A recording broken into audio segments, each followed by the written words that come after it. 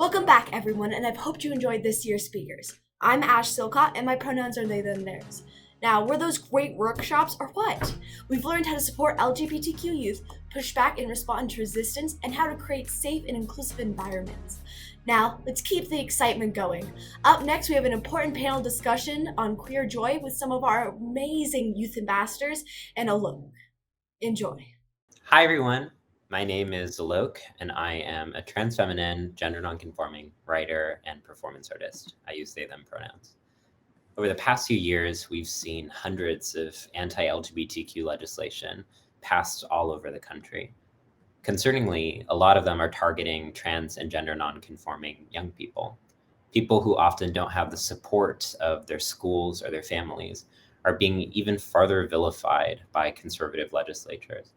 One of the things that has been so difficult about this is that we know that so many of these politicians don't even have the facts.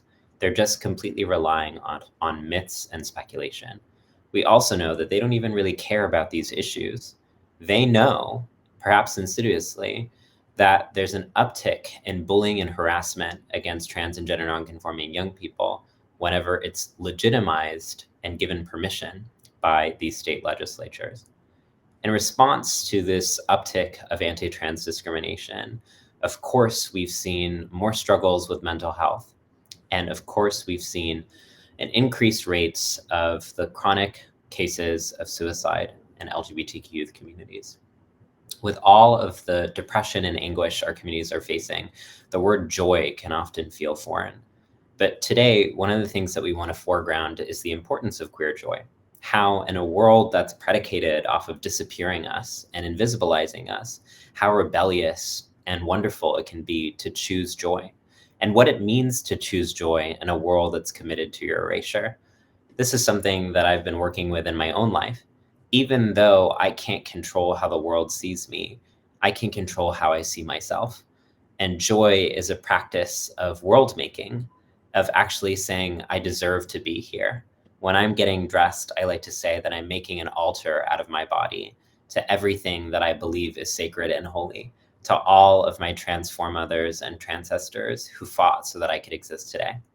Today, we're going to hear from so many brilliant, passionate youth advocates across the country about how they're cultivating queer joy amidst so much diffused despair. Before I go any further, I would love everyone to come and join me on screen. And we're going to begin with the round of introductions. If folks could just share their name, their identities they'd like to share with us, what state they're based out of, and anything else you'd like to share. And I won't call on anyone, so just feel free to volunteer first. Hi, I'm Viandre. I live in Seattle, Washington, and I'm a proud trans woman of color. I use she, her pronouns, and I'm so excited to be on this panel today. I'll popcorn to Armando. Thank you. My name is Armando Hernandez. My pronouns are he, him. I'm from Arizona, and I would say I'm a proud queer Latino, and I'm going to go popcorn to Lucy. Hi, my name is Luke or Lucy Chaco. I use they, she, he pronouns, they, them preferred. I'm from the state of Texas, Arlington, Texas specifically, and identities that I hold dear to me is that I'm a queer, non-binary, gender fluid human being of the earth. And I am going to popcorn it to Kay. Hi everyone, my name is Kay. I use any pronouns, and I'm from the lovely state of Illinois. I would identify as a queer, bi, Japanese, mixed race person, and I'm super excited to be here today. I'm so thrilled to have you all here, and even more thrilled is another gender fluid person from Texas. Shout out to us. So before beginning with any of my questions, I just want to begin by saying thank you.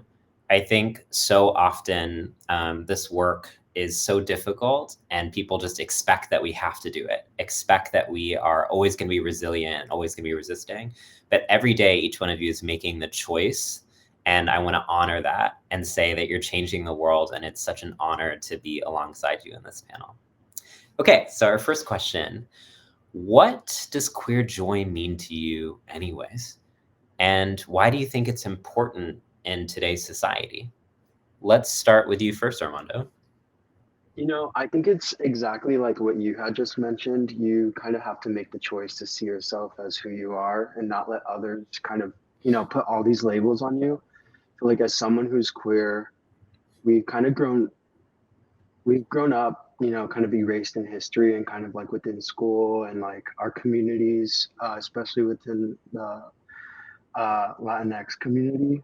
I didn't see much, really any queer representation or like history or people. They were very hidden because they were forced to.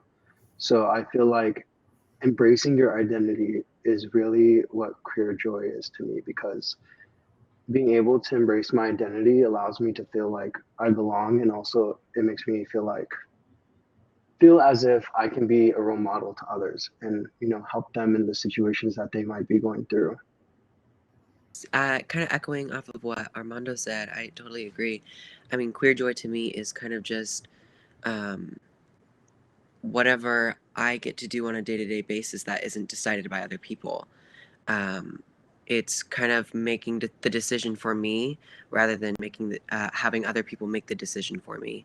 Stepping into my own realm of happiness and of emotion. I think it's important that us as queer people, as trans people, we do get to choose how we feel, and we do get to decide on every day how we get to address every day. For me, I have had a lot of mental health struggles, and I've gone through and battled anxiety and depression for the last 2 years. And for me, queer joy is really finding where that happiness sparks and where it cultivates from. And for me, it's knowing that I get to choose every single day that I can be happy without having other people make that decision for me to be happy. I want to thank you so much for being so publicly vulnerable with us, because I know that there's a lot of people watching right now who are struggling with that as well. And you modeling that is creating space for so many. V, how about you? I think so often we talk about like the happiness of it is to come out and be proud in your identity, but not so much the after fact of what happens, like living your truth. And so I find queer joy in just like getting more comfortable in my transition and getting on different levels where I can explore different sides of me, like androgyny and femininity and masculinity, and then feel comfortable in that without feeling dysphoric at the same time. And that's what really makes me feel like very joyful, just because I've gotten to a point in my transition where I can feel secure. Kay, how about you? Kind of to echo what V had said earlier, I think there's a lot of pressure as queer people to be really like out and like just happy now that we're out, and I think that pressure is actually unrealistic in the sense that like actually like for me anyway, joy is a process. Like it's something that I have to actively work towards and cultivate, and it's not something that just comes really easily. And so I wish there was less pressure to just be like these happy queer people that like just we have it all figured out and like we are out now. Like that's not really how it works, and it like takes time to find that joy in ourselves, and I feel like for me it's always been a process, and that's something I'm still working towards. What or who helps you cultivate queer joy? And maybe as part of that, who is a queer icon that brings you joy and why? We'll start with you, Kai. So for me, I think reconnecting to my culture is a big part of kind of cultivating that queer joy, and honestly finding creators and content creators that are Japanese and finding a queer community within Japan is really important to me, because it's something that I grew up not seeing, and kind of seeing people create those spaces is really validating for me. And finding also queer people from history that have existed for centuries, especially before Westernization in Japan, is also extremely validating. And I feel like the need to honor those stories and realize that like queer people have always existed. So that's always been an important part of like honoring those stories and kind of going back to my roots. Totally. Lucy, how about you? A queer icon for me, I have a few, but I think the biggest one for me is definitely Janelle Monáe. I'm a huge music person, and whenever I, discovered Janelle Monáe, it kind of just changed my life for the better. Because I'm a singer, I'm a songwriter myself, but I didn't realize that I could write about topics of being queer and address those things in controversial ways with it still being fun and fresh and inspiring. And her music for me has really changed my life. I remember listening to Dirty Computer the first time and remembering this is my favorite album of all time because it's not only about celebrating your queerness and your identity, but also celebrating your race and your ethnicities and your culture and who you are and where you come from. And it's just absolutely a beautiful record. And she's one of those people who have consistently put out music to change people's lives and has changed my life. I'm going to tell him you said that. Next up, V. I feel often just being queer in my own identity that at least in my small town community, it's to be ashamed of. Um, and so it kind of gets me down at times, but when I get re-inspired is definitely when it comes to the art of drag. Just because even though it doesn't have to do with identity, it's such a large scale of just being authentically you and so loud and proud about it. Um, and even though, like, at times people can say it's annoying or that it's overbearing, I think that it's a beautiful thing to be loud and proud about your identity. And watching other drag artists, especially these two named Sugar and Spice on TikTok, are one of my faves. um, they always make me feel like just like a confidence booster whenever I watch them, and it makes me feel so happy. So definitely those two. Yeah, totally. Yeah, I have to agree with everyone. I especially agree with the part about reconnecting with their culture. I feel like that brings me a lot of joy, and specifically queer icons within my community. Um, I have distinct memories when I was really young, and there was Ricky Martin who had came out as gay, and my grandparents were watching Telemundo, and they're like, "Oh my gosh, he's well in Spanish." They're like, "Oh my gosh, he's like not straight." They're like, "We love him so much," and it was like that was the first time I think I had seen my grandparents kind of like acknowledge someone who was LGBTQ, and so that meant a lot to me because it made me less afraid to come out to them, and it made me feel seen. So. That moment of feeling seen is so rare and precious. And I recently felt that when I was watching this new HBO show called Sort of. I don't know if y'all have seen it yet, but it's so major because it's the first time I've ever seen a South Asian trans feminine person on TV. And for so long, I was like, I didn't get the representation thing. But when I saw the show, I was like, oh my God, it makes so much sense. Okay, so now let's go on to our next question. What are some ways you intentionally implement joy in your life? V, how about you? Honestly, I just try to surround myself with other queer identities, and even if that isn't in my own hometown, I think speaking online with people is a really good way to do that. I've connected with so many people online, and now I'm friends with them in person, and it's like a way for me to honestly just have a support system when I'm not in queer spaces because I feel kind of alienated. But when I'm talking to others that go through the same struggles as me and who can relate, and I don't have to explain my identity before I explain the issue, that really is what helps me, I guess, bring joy in the communities that I'm in. Totally.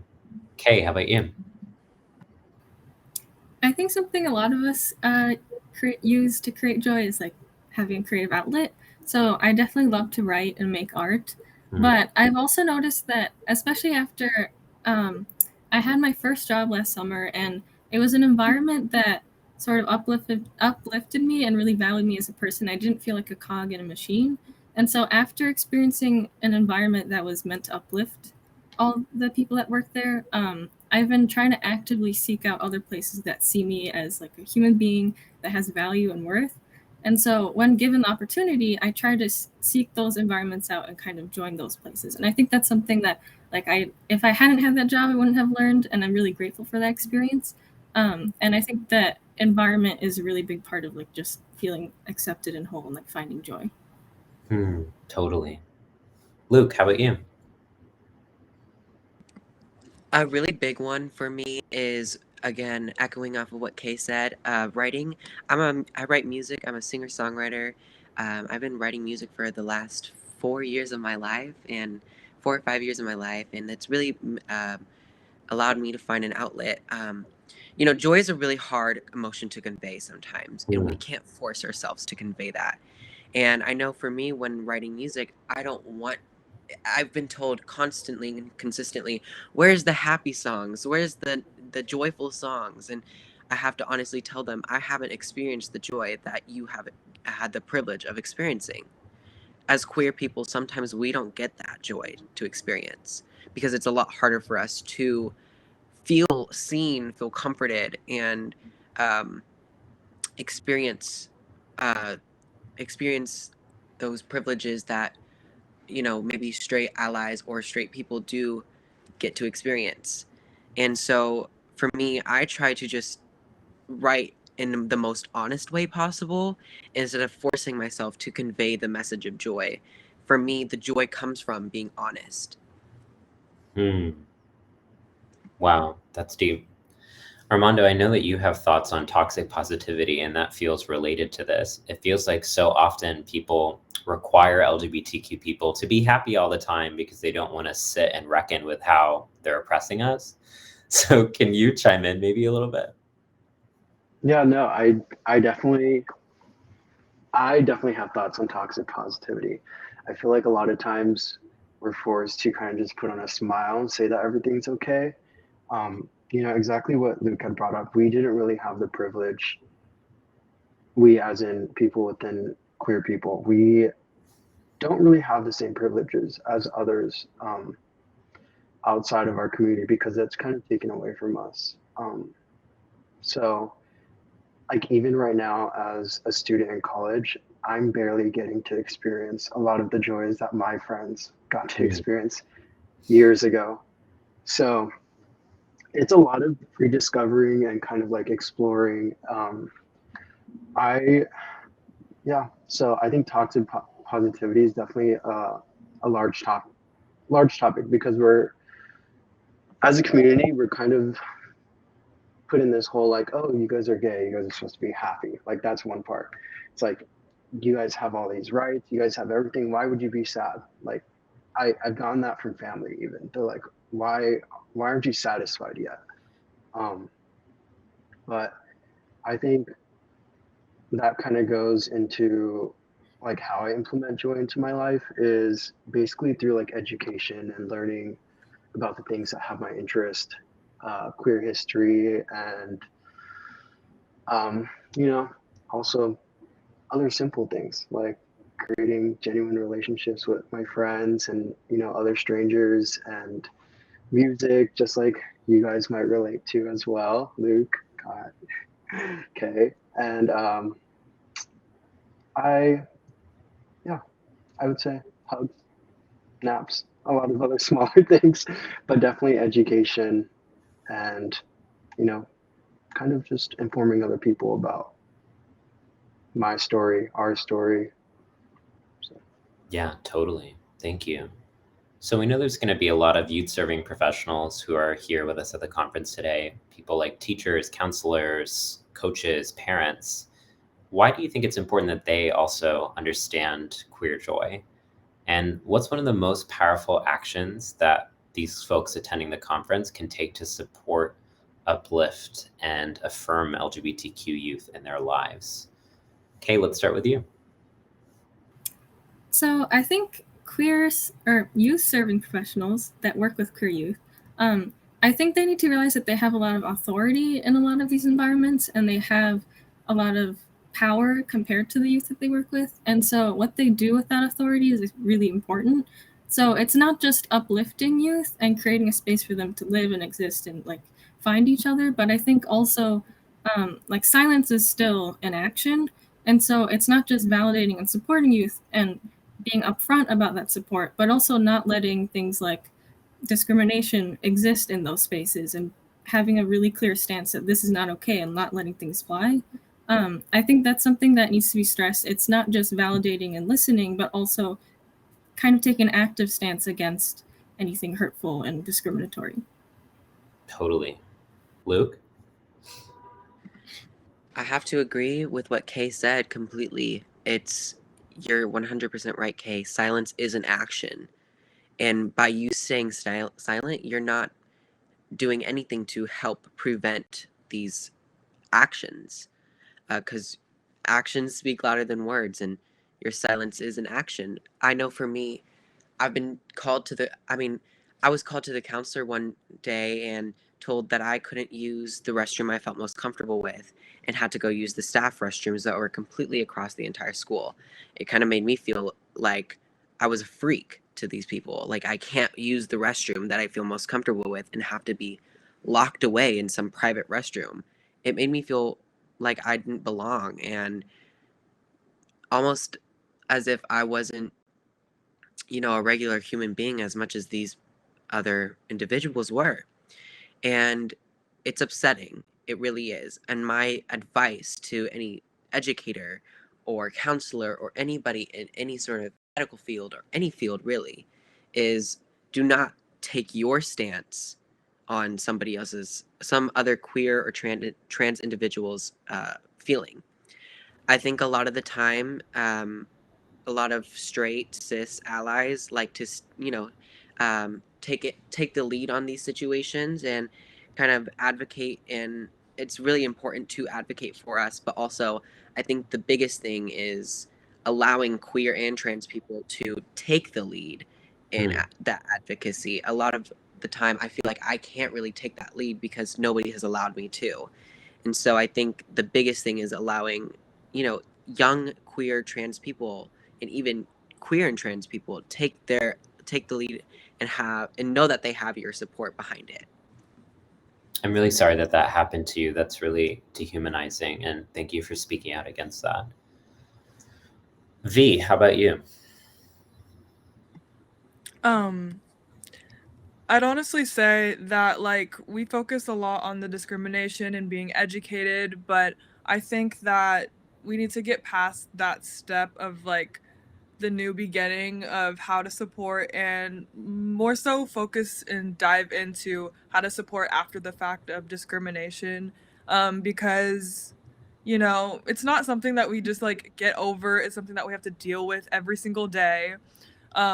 It's a part of our lives, and it's just not like one little situation like some others are going through.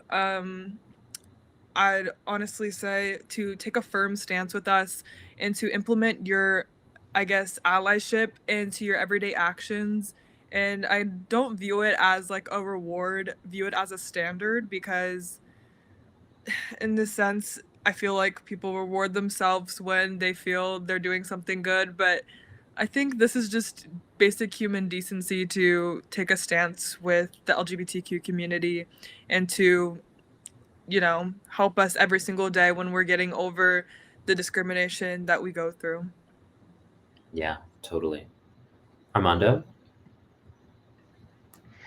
Yeah, I think there's a lot of points to touch up on from everyone's viewpoint specifically. I am sorry that you had to go through that, Luke, because it is dehumanizing, as Alok mentioned. It's tough, it's tough watching your friends go through the same thing as well. We as youth, we look up to a lot of these people, and are in these spaces. I I look up to my professors, my coaches, my elementary school teachers, and seeing that happen to one of my friends in high school really impacted me because it felt like they were different. They were treated differently than I was. And at the time, I wasn't really openly out. I was, but not to my teachers because I was afraid that I would be treated like my friend was. And it shouldn't be like that. These are safe spaces. These are spaces where students should be able to learn, to go educate themselves. Um, we shouldn't have to be afraid. And so I feel like as youth serving professionals, they should be like a piece of advice for youth serving professionals. I would just say cultivate, you know, have the courage to cultivate and reinforce these positive environments where LGBTQ students can feel safe coming to you and speaking to you if they have issues, and they can feel, safe to learn and not feel afraid to just go to class. Because my friends were scared to go to class sometimes. That's not very welcoming, and it's hard to learn. How are you supposed to get an education when you're focusing on trying to, just be yourself? So, show the courage to cultivate these kinds of safe spaces for LGBTQ students. Yeah. Okay, let's move on to the next question. What advice do you have for LGBTQ plus peers to inspire joy in their own lives? Let's start with you, V. I'd say so many people are opening up online right now about their queer identities. And so just take the time to research that and know that you're not alone. Unfortunately, we have to do the act of finding those people. But once you do find those people to look up to, you'll know that you're not alone and that there's somebody else going through this experience to a larger scale, to a less of a scale. And so it's like, no matter what, you're not alone in the situation, even though sometimes it can feel so, because there isn't a lot of queer identities all in the same space. But yeah, I'd just say to try to surround yourself with like-minded people, and know that it's okay to not be okay. Yeah. Luke? I 100% agree with V. It is okay not to be okay. And I think the first thing I have to say before even answering this question is finding joy is very, very, very difficult to find sometimes. And I think that should completely be a standard, thing that a lot of people, regular people, know. You know, everybody should know that it's okay not to be happy constantly. Nobody's on a 10 out of 10 every day. And I think that's the reality that we need to live by is we live in 3s and 4s and 5s on a day-to-day basis. And that's how we are and as humans. For me, I think a really amazing way to implement joy is finding your outlet. And whether that outlet be through music or through writing or screaming even, it may sound crazy, but these things can allow you to implement that joy into your life. I say writing, music, and screaming because all of those things combine for me. And I do rock music, I write music, and I sing and I scream when I sing and write this music. And so all of this together has really allowed me to express the joy I felt, um, or express the anger I felt that has then turned into joy. I don't know if any of you have seen the movie Inside Out, but Inside Out, sadness touches all of these happy emotions, and the sadness turns into joy. And I think that's what we need to live by, is that these sad moments are normal, and these angry moments are normal, and these moments of fear are normal. Um, because in the end, when we do live and acknowledge those moments, they turn into greater and more amazing, joyful moments. Yeah. Armando? Wow, that was powerful, Luke. It really was. That I love that movie, by the way. That is also one of my favorite scenes.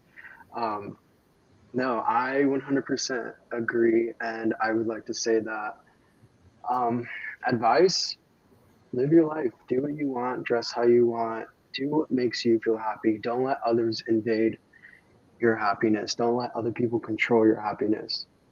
There are going to be things that happen outside of your control, but don't stress over what you can't control. Stress less about the future and focus on the now. Exist in the moment, and like Luke and V had mentioned, you're gonna have bad days. Not every day is gonna be good. So don't get too high on the high and too low on the lows. Basically, is what I like to say. And you're allowed to be vulnerable with people, your friends, your family, and even yourself. Be real with yourself. Just be accepting of everything that comes your way and turn it into joy. Yeah, totally. Okay, how about you? So I would definitely like to stress for any other queer youth out there, and advice I'd like to give is people will tell you all kinds of stories and narratives about your identity, what they think you should be, how they think you should express yourself. And none of those stories are worth listening to, even though it feels really loud at times, especially when we're young and we're really trying to figure ourselves out and kind of get that footing in and like in our identities and in our confidence. But those people are not worth listening to. And they're going to say a lot of all kinds of stories and misconceptions about who they think you should be. But you're exactly where you need to be, where you are right now. You aren't behind in life. You don't have to figure everything out right now. It's okay to be where you are right now. It's okay to be imperfect. One of the things that I notice is a lot of policymakers think the only way to be joyous is to be straight and cis.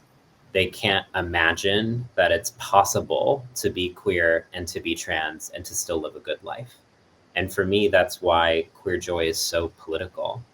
Can you all speak to why you think that queer joy is political? Armando?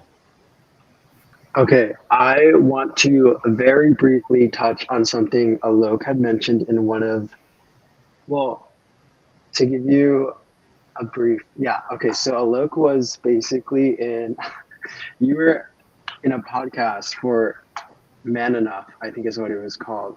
And you briefly spoke about how, I love this part, about how basically everything is politicized to restroom, what we wear, and basically clothing, and even went to the history about high heels. And so I think, even something that's difficult for me even now is like my appearance. I feel like that's very politicized, as in I didn't feel very comfortable 6 years from now wearing makeup out in public, or I didn't feel comfortable trying on feminine clothes, or clothes that were deemed as more feminine and not proper for men to wear.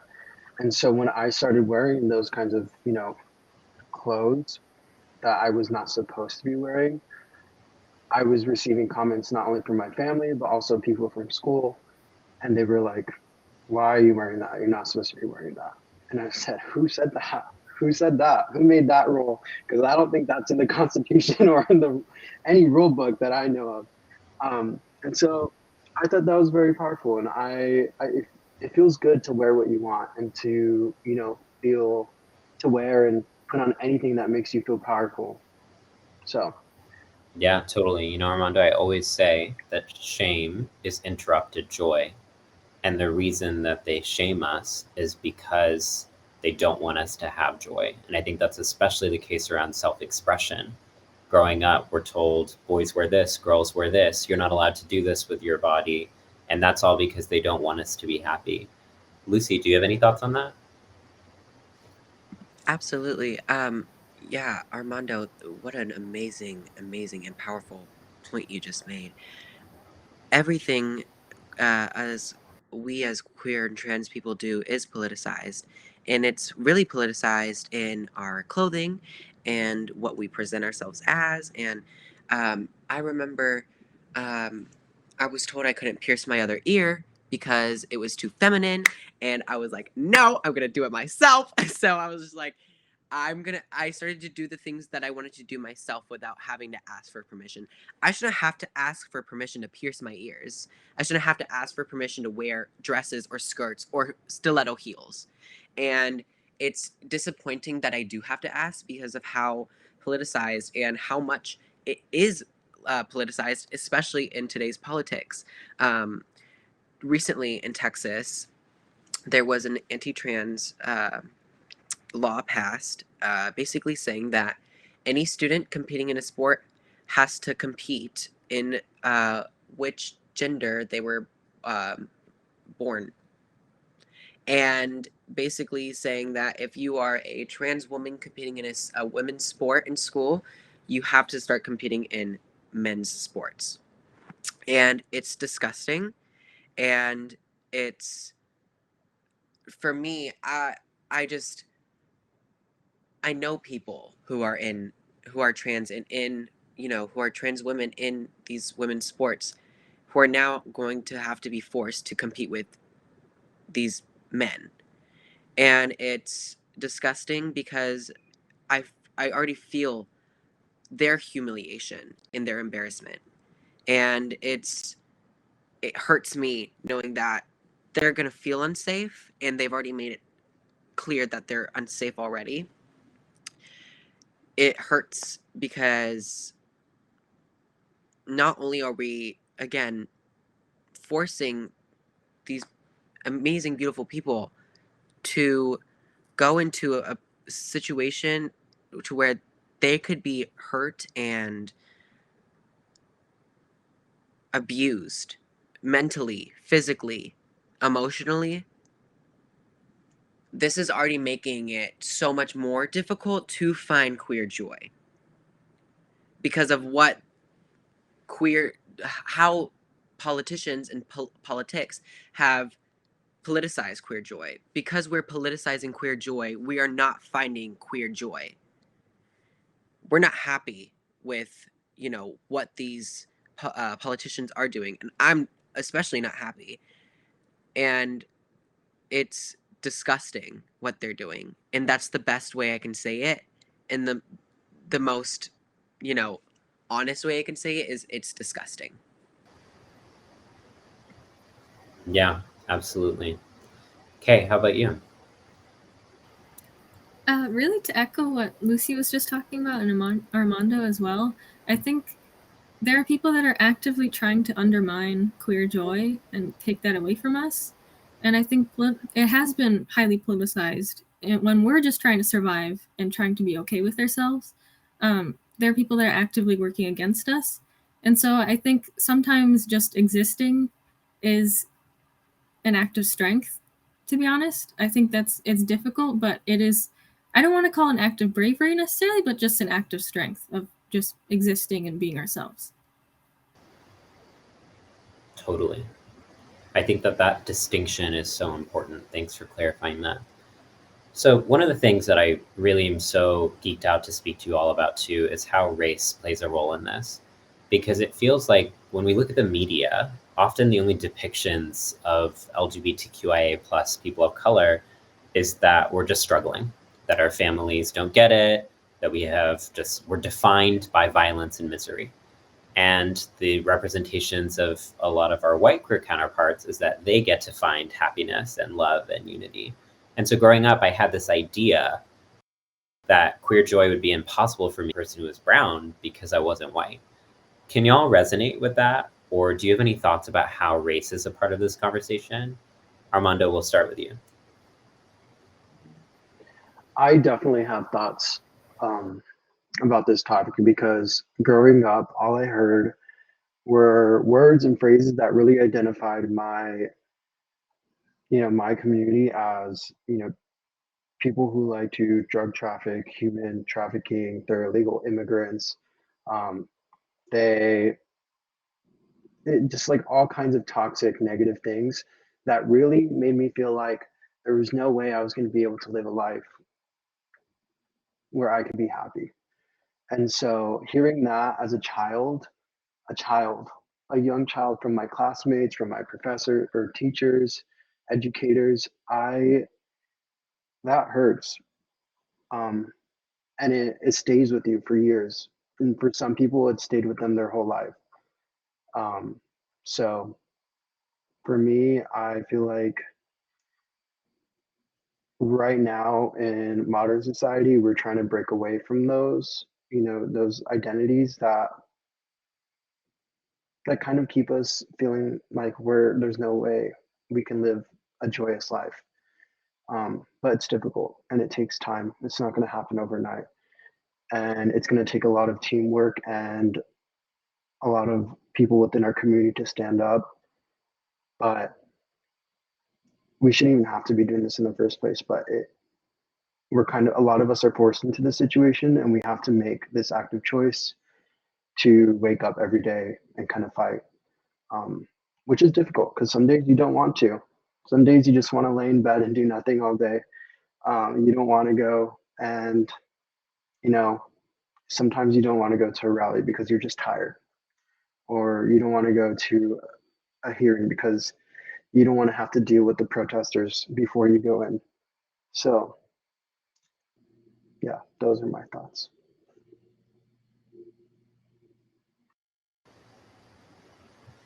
V, how about you? I think just being within at least the Black community, I don't want to like call out my community in any sense, but there is a lot of internalized homophobia, transphobia, and queer stigmas around the community. Like, I haven't even talked to my Black side of my family just because they're not even okay with me being mixed. So add another layer of being queer to that. Like, they don't, they're not very educated on the LGBTQ community, and so it seems foreign to them.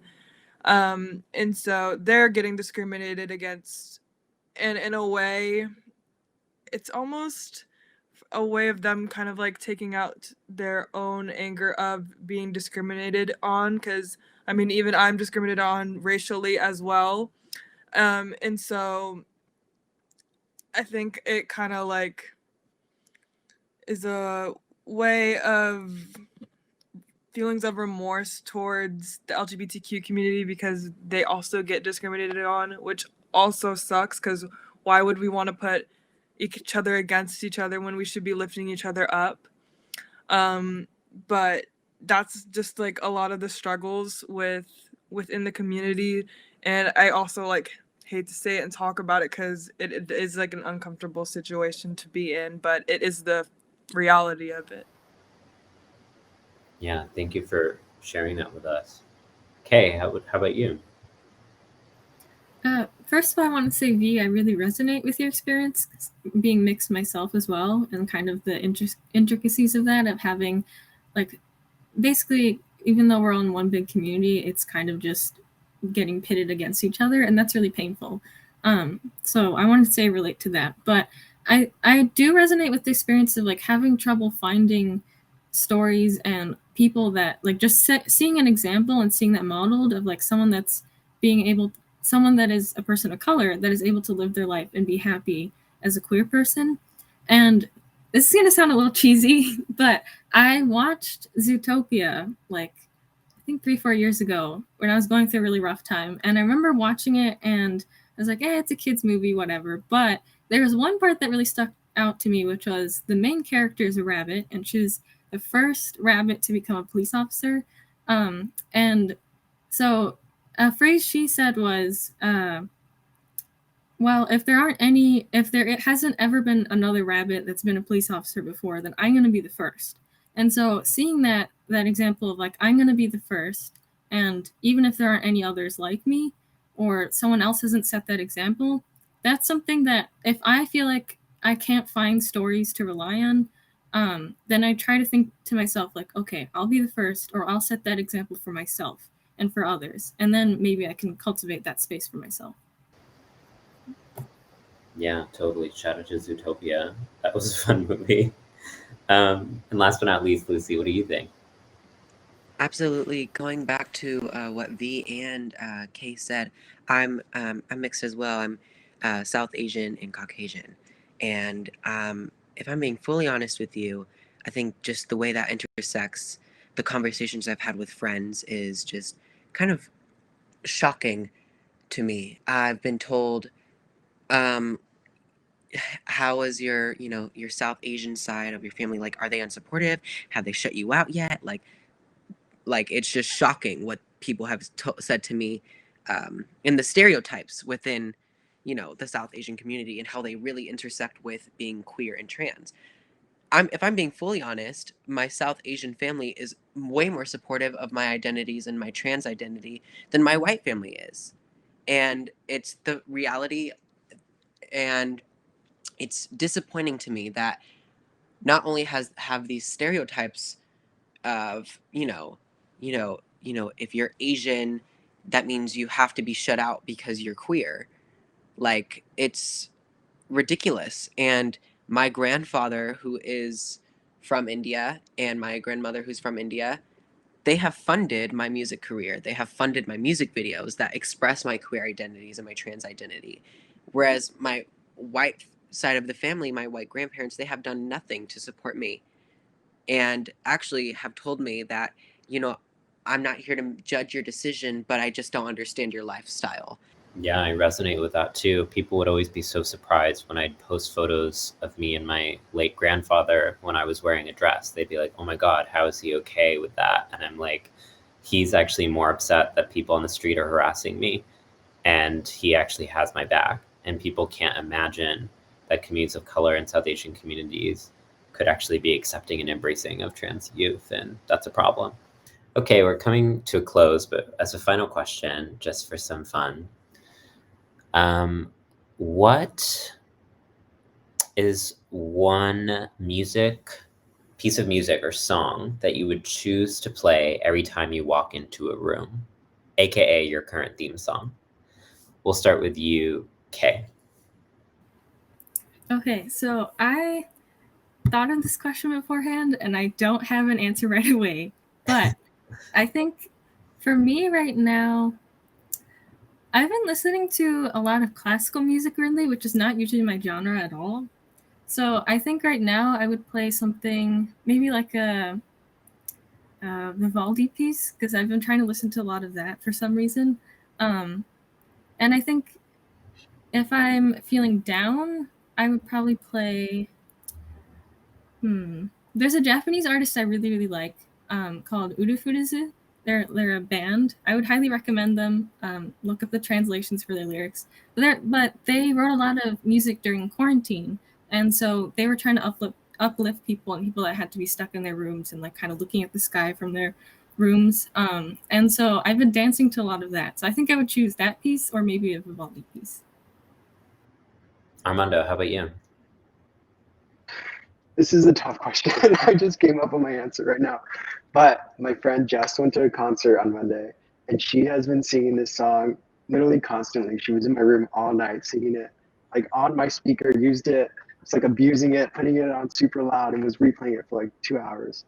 But she went to go see Eric Nam, if you guys are familiar with him.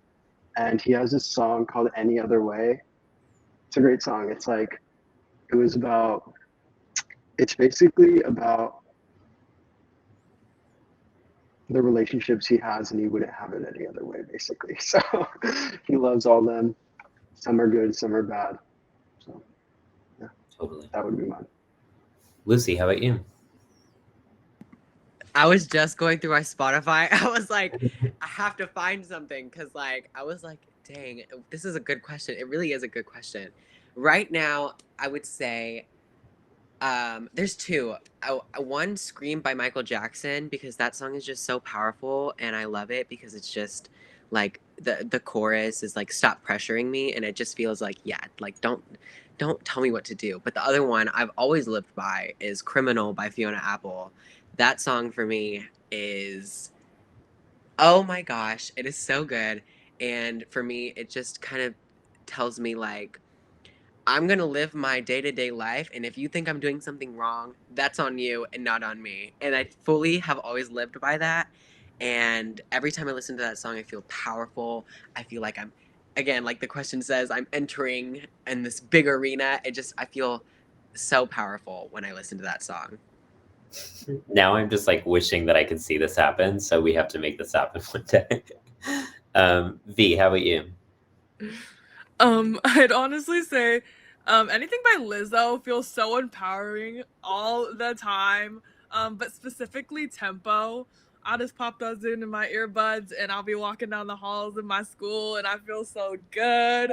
And then whenever I feel sad, I always like to listen to something like with an underlining positive message, so I'm not like just drowning in tears. But The Reason by Hoobastank is one of my faves.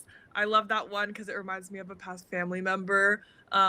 So it brings good memories, and yeah. Well, I don't know about all of you, but my joy levels just went out of the roof hearing from all of you and seeing your smiles. And I just want to say I'm so grateful for the ways in which you're carving out space for joy and making that choice, and not waiting it for the world. Oh, people are asking for my song. Yeah, Okay. I was about to say, what's your Yeah. song?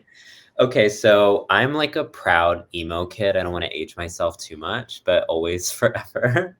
And my favorite band in the world is Bright Eyes, and I know every single lyric to every single Contour song that was ever written.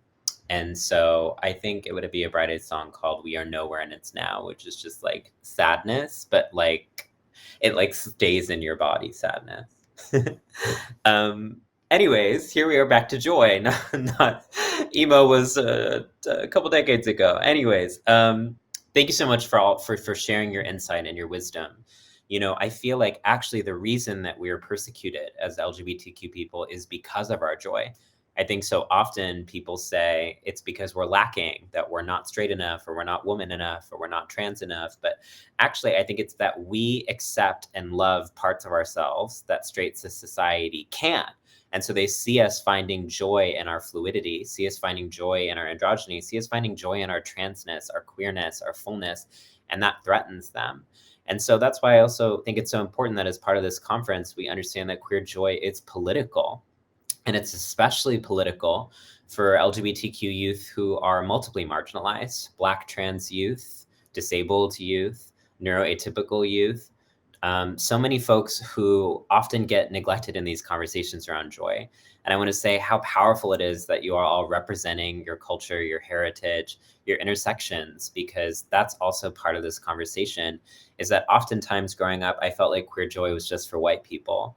I felt like the only way that it could be is that you grow up and then you get married to your nice white family, and there would never be someone like me. Like I couldn't maintain being queer, being South Asian, and being joyous. The only way to be queer and South Asian was to be sad. And so I think you're also creating possibility models for so many other young people who are doing it. And that's why I want to say you're all my queer icons, and all of the queer youth who are today are my queer icons. And I truly feel like it's not often about looking up, it's about looking across and recognizing that we're the people we've been waiting for, and we're already always enough. So thank you so much for being here today, for sharing your truth and vulnerability. Thank you to all of you who are attending. We love and need you very much. Have a good day. Thank you so much for attending the 9th annual Time to Thrive conference. My name is Nico Craig. I use he, him, his, and they, them, theirs pronouns, and I'm an HRC Youth Ambassador from Los Angeles, California. On behalf of all of my fellow HRC Youth Ambassadors, I hope you take away knowledge and skills about supporting LGBTQ plus youth, new connections and resources to further guide you and feel empowered to advocate for safe and inclusive environments for LGBTQ plus youth everywhere. LGBTQ plus youth face so many challenges in their daily lives, such as mental and physical health challenges, school push out, and lack of support at home and from hostile state and local governments. These issues are even more disproportionately felt by BIPOC LGBTQ plus youth, transgender and non-binary youth, LGBTQ plus youth with disabilities, and other LGBTQ plus youth who are multiply marginalized. Yet we hope you leave this year's conference with a renewed commitment to improving our lives for the better. With the right support, LGBTQ plus youth can truly thrive in all aspects of their lives. Please keep up the fight and help create a brighter future for LGBTQ plus youth everywhere.